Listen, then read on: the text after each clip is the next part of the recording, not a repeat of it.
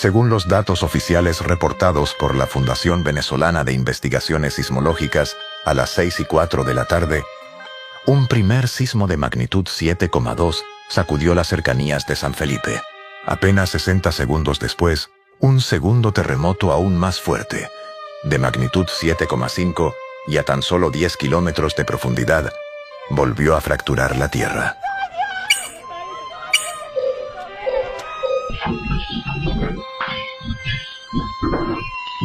En 48 horas, una mentira sobre Venezuela llegó a 100 millones de personas. La verdad, apenas a 1 millón. Esta es la autopsia de cómo tejió la araña.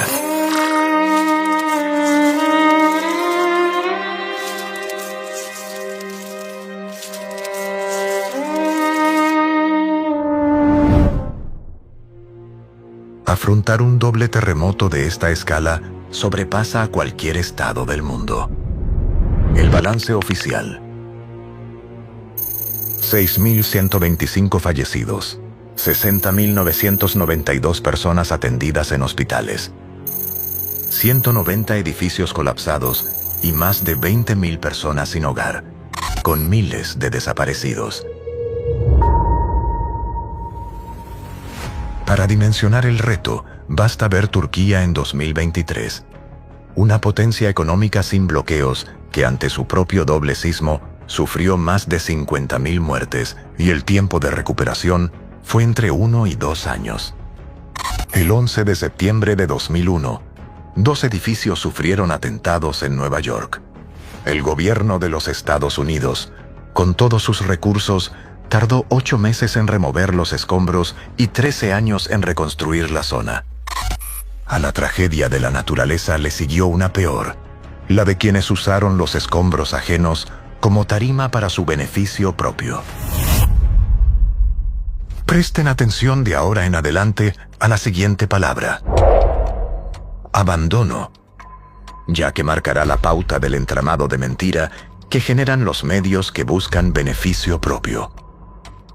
Ahora bien, el artículo 58 de la Constitución venezolana garantiza el derecho a recibir información oportuna, veraz e imparcial. Nos vamos a enfocar en 4 puntos clave. 1. El ecosistema mediático. 2. Los principales detonadores y amplificadores. 3. Métodos y alcance digital. Y 4. Contrastando narrativa y realidad. 2 terremotos diferentes. Mientras algunos medios aprovechaban la tragedia para hacer política, otros eligieron informar con responsabilidad, entrevistando expertos, mostrando los avances en los rescates y poniendo en el centro a las personas afectadas. 2 maneras de cubrir la misma historia, 2 propósitos muy distintos. Lo que ha ocurrido en Venezuela no es solo un terremoto, es la ineficiencia de un sistema político que no ha sabido responder a la emergencia. Es la ineficacia de un sistema que ha abandonado a sus ciudadanos a su suerte. Abandonado a sus ciudadanos a su suerte. 1. El ecosistema mediático. El detonante exacto. El doble terremoto. A partir de ahí, entramos en una ventana crítica de 48 horas. Apenas 5 horas después del sismo, cuando la tierra literalmente recién dejaba de temblar, la conversación mediática ya había girado hacia entrevistas, titulares y tuits políticos, dejando completamente de lado los datos vitales de emergencia. Pero Venezuela es un país que por culpa de un sistema político inútil no ha estado a la altura de responder con sus servicios de emergencia a esta catástrofe. De un sistema político inútil. Hola Idania, buenas tardes. En efecto, conversamos con el senador demócrata Tim Kaine, quien dijo a NTN 24 que está a través de un proyecto de ley impulsando una iniciativa para presionar a la administración de Donald Trump a que a su vez presione al régimen de Delcy Rodríguez para que se convoquen a unas elecciones libres y justas. Dijo que esto es una necesidad para los venezolanos. Vamos a la sección 2. Los principales detonadores y amplificadores. Todo empieza arriba, con grandes cadenas globales, los detonadores, específicamente NTN 24 y El País de España, amplificando a horas la narrativa de abandono por parte del Estado. Más de 10.000 publicaciones en apenas 48 horas. Gran parte de estas narrativas las deciden unos pocos grupos económicos. Desde la organización Ardila Lule NTN 24 hasta el grupo Prisa, relacionado a El País. En 2019, El País publicó un editorial afirmando que el gobierno de Nicolás Maduro había quemado los camiones de ayuda humanitaria en Cúcuta. La historia recorrió el mundo. El New York Times demostró que el fuego había sido provocado por un cóctel Molotov lanzado desde el bando contrario. El País tuvo que añadir una fe de errata a su publicación. ¿Cuántas personas vieron la corrección después de haber visto la acusación? El 24 de agosto de 2019, El País publicó que el rey Juan Carlos I había muerto. Era mentira. La operación había salido bien. Borraron la nota. Dijeron que era un borrador. Pero las capturas ya eran virales. ¿Hasta dónde está dispuesto a llegar un medio con tal de impactar a su propia audiencia? Y uno de sus fallos más conocidos fue: en 2013 puso en portada una foto falsa de Chávez agonizando. Tuvo que disculparse. ¿Por qué mintieron? Batacazo gráfico en la primera página del País. El diario madrileño se ha visto obligado a retirar miles de ejemplares del periódico porque abría con una supuesta fotografía de Hugo Chávez entubado en una cama de hospital. Pero la instantánea que compró una agencia venezolana era falsa y el rotativo tuvo que pedir perdón a los lectores. ¿Cuál era el jugoso negocio de Santillana? Entre 2004 y 2012, el Estado le aprobó a Santillana $25,5 millones a precio preferencial. El gobierno les vendía el dólar a 4 bolívares con 30. En la calle valía casi 24. Santillana recibía dólares 5 veces más barato y los vendían a precio paralelo para beneficiarse. Y aquí está lo importante. De esos $25,5 millones, casi 11 no fueron para traer nada. Ni libros, ni papel, ni tinta. En la lista aparecen en otra casilla otros conceptos. ¿A dónde fueron a parar esos 11 millones? Cuando El País ataca a Venezuela, no hace periodismo. Defiende su bolsillo. De ahí, bajan a consultores y opinólogos. A estos los llamaremos los amplificadores, que son los que marcan el ritmo del discurso, apalancando la masificación de su narrativa en actores políticos con poder mediático como Carla Angola, Orlando Avendaño, Eduardo Menoni, Víctor Amaya, Esteban Gervasi, y medios nacionales e internacionales como El Nacional, La Patilla, BPI, El Diario, EBTV Miami, donde todos llevan el mensaje con una clara coordinación. Su línea editorial: el supuesto abandono del Estado ante la tragedia del terremoto. El abandono, la corrupción, la falta de inversión tiene un impacto directo en las vidas humanas. Ahora pasamos a un nivel más abajo. Saturar de comentarios usando bots y trolls, lo que crea una falsa ilusión de consenso. El mensaje se amplifica con influencers en búsqueda de visitas para monetizar con la tragedia de un país. La narrativa usada fue la misma. Abandono del gobierno en La Guaira. Sabiendo que esto causaría en la población sentimientos de odio, frustración, zozobra y sobrereacción ante los representantes del Estado venezolano, así como de la misma manera generar impacto en redes con noticias falsas miserables, como lo fue la alerta de tsunami infundida horas después del terremoto. Pero atentos a esta información. Quien inicia este rumor fue Esteban Gervasi, que de forma irresponsable, una hora después del doble terremoto, compartió una publicación en X con un video falso. Mira cómo se recogió el mar, o sea, el mar estaba aquí. Mira yo. Mira cómo se está recogiendo. Vámonos. Nos estamos yendo. porque hay alerta de tsunami. Hay alerta de tsunami. En este momento estamos saliendo de La Guaira. Son las 9:21 de la noche. ¡Hay alerta de tsunami! 9:21 Eduardo Menoni, quien vive y opera en El Salvador. Esteban Gervasi en Estados Unidos. Ellos lograron que se propagara caos y en muchos casos detener búsquedas en horas cruciales. Un fake infundido con el único objetivo de politizar la tragedia a su favor.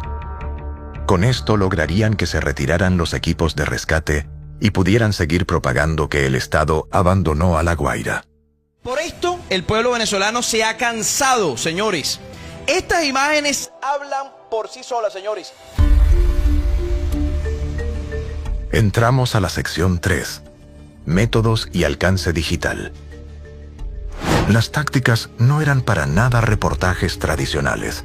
Más bien, se enfocan en amplificar el miedo. Se validaron videos reciclados de otras catástrofes que no tenían nada que ver con este terremoto en particular. Todo se hizo sin ningún tipo de rigor periodístico y saltándose los protocolos oficiales. Se ignoraron por completo los esfuerzos reales de rescate que ya estaban en marcha en las calles. Lo que nos lleva a la sección 4. Contrastando narrativa y realidad. Dos terremotos diferentes. Destaca un titular muy específico de El País. La solidaridad de los venezolanos llena el vacío de la respuesta estatal al terremoto. El encuadre sobre el vacío de la respuesta estatal no se usó por accidente. Fue una estrategia para empujar un ángulo político. Justo en el momento en que la gente necesitaba saber datos reales, el enfoque periodístico se desvió directo hacia la crítica política. Último minuto en NTN 24. Tenemos el revelador e impactante testimonio de un preso político que narra cómo vivieron los angustiosos momentos del devastador terremoto. Además, medios como NTN 24 en menos de 24 horas publicaron contenido politizando la tragedia. Una entrevista de un supuesto preso político a quien convenientemente ocultaron su identidad, usando el terremoto como excusa para hablar de temas políticos. Preso por preso, en las condiciones infrahumanas que viven. Los suministros normalmente no son nada buenos. Aquí se da un solo menú diario. La comida es arroz, sardina y una batata, por decir algo.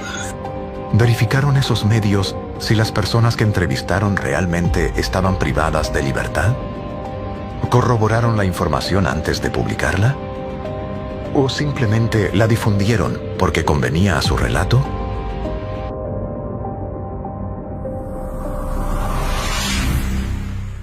Mientras bajo los escombros se buscaban vidas, en las pantallas se buscaban culpables. ¿Por qué darle prioridad a un comentario político desde otro país en lugar de hablar con expertos en rescate locales? Esto demuestra que el objetivo era imponer un relato de caos total por encima de ofrecer cualquier tipo de guía de emergencia. Es como ver dos películas totalmente distintas. Por un lado, la narrativa mediática internacional proyectaba un abandono absoluto del Estado, destrucción masiva y el mensaje de que la ayuda jamás llegaría. Y por el otro, la ONU reconociendo el accionar del Estado. En nombre de las Naciones Unidas, reconocer los esfuerzos realizados por las autoridades nacionales, estatales, locales, así como por los equipos de primera respuesta y todos quienes han trabajado incansablemente desde el primer momento de la emergencia. La ONU tiene un manual para estas tragedias y se puede comparar punto por punto. El protocolo INSARAG exige activación inmediata y un mando único desde el minuto cero. Y estamos en este momento declarando el estado de emergencia tal como lo contempla nuestra Constitución. Con el decreto 5364, activó el Comando Conjunto bajo una autoridad única. Hemos decidido activar el Estado Mayor, que estará compuesto por el vicepresidente sectorial Diosdado Cabello. Y llamó a todo el personal de salud a presentarse en los hospitales. Quiero pedir a los médicos, enfermeras, a todo el personal de salud en su conjunto para que se dirijan a sus puestos de trabajo y podamos atender a las personas que están ya siendo llevadas a las emergencias, tanto de los hospitales como centros de salud. El protocolo pide triaje médico y hospitales de campaña en las primeras 24 horas. Se están llevando a los pacientes a otros hospitales y también se está atendiendo a los médicos y a los pacientes en lo que tiene que ver con insumos médicos, con medicina, con hidratación, etc. Y Venezuela cumplió activando 8 hospitales de Caracas y 12 clínicas privadas, 20 centros de triaje en total, mientras la FAMBE montaba hospitales quirúrgicos móviles en la zona cero. Para las 48 horas ya había 14.000 militares y policías desplegados en rescate, seguridad y distribución de ayuda.